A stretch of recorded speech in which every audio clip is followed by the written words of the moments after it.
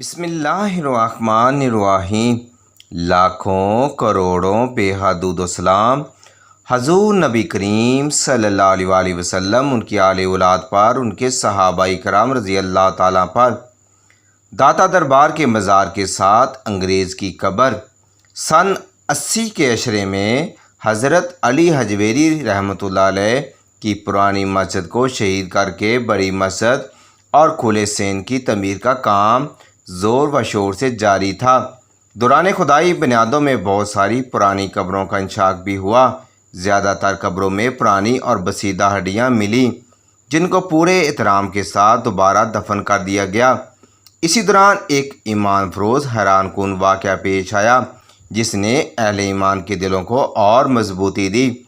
دوران کھدائی ایک جگہ سے ایسا جسم مبارک ملا جو برسوں پہلے دنیا فانی سے جا چکا تھا، لیکن آج بھی تر و تازہ لگ رہا تھا، جیسے آج ہی فوت ہوا ہو۔ زیادہ حیرت والی بات یہ تھی، یہ کسی انگریز کا جسم تھا، جس کے نورانی چہرے پر داڑھی مبارک بھی تھی۔ یہ واقعہ سب کے لیے بہت حیران کن تھا۔ تحقیق کرنے پر پتہ چلا کہ ایک گورے کا جسم مبارک ہے، جو کہ برطانیہ کا رہنے والا تھا۔ تحقیق سے پتہ چلا کہ 1936 میں برطانیہ کے لینڈ لارڈ خاندان سے تعلق رکھنے والے دو بھائیوں نے اپنے دوستوں کے ساتھ جب کشف المحجوب کا انگریزی ترجمہ پڑھا تو کتاب کی حقانیت اور سچائی سے متاثر ہو کر مسلمان ہو گئے۔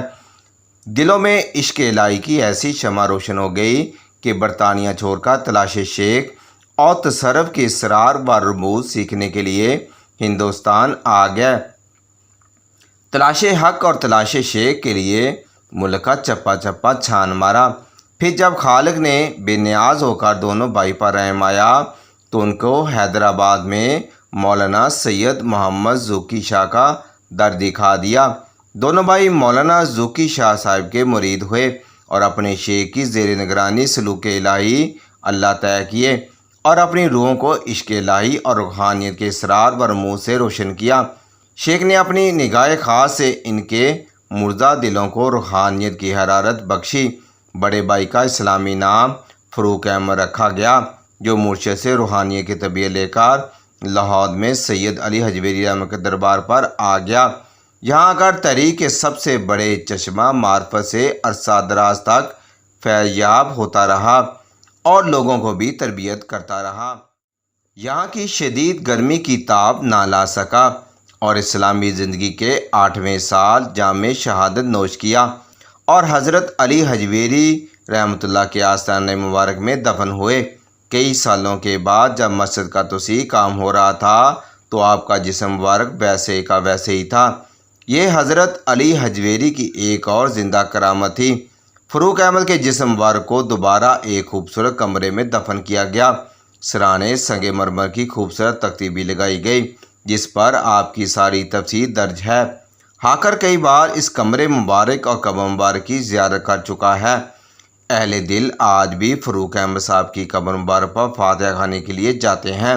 فروغ احمد صاحب کے چھوٹے بھائی، جن کا اسلامی نام حضرت شہید اللہ فریدی، ریاضت مجاہدوں کے بعد سلوک الہی اللہ میں تکمیل حاصل کی اور خلافت سے نوازے گئے۔ اس کے بعد تقریباً عرصہ 30 برس تک مریدان کی طبیعت میں مشغول رہے۔ شدید گرمی اور روحانی مصروفیات کی وجہ سے دل کے مریض ہو گئے اور 1978 میں واصل باللہ ہوئے۔ آپ کا مزار مبارک کراچی کے قبرستان سخی حسن میں واقع ہے۔ دوستو، یہ تھی آج کی اسلامی ویڈیو۔ اگر یہ ویڈیو آپ کو پسند آئے، اس ویڈیو کا حصہ بننا چاہتے ہیں تو اس ویڈیو کو لازمی آگے شیئر کریں۔ جزاک اللہ۔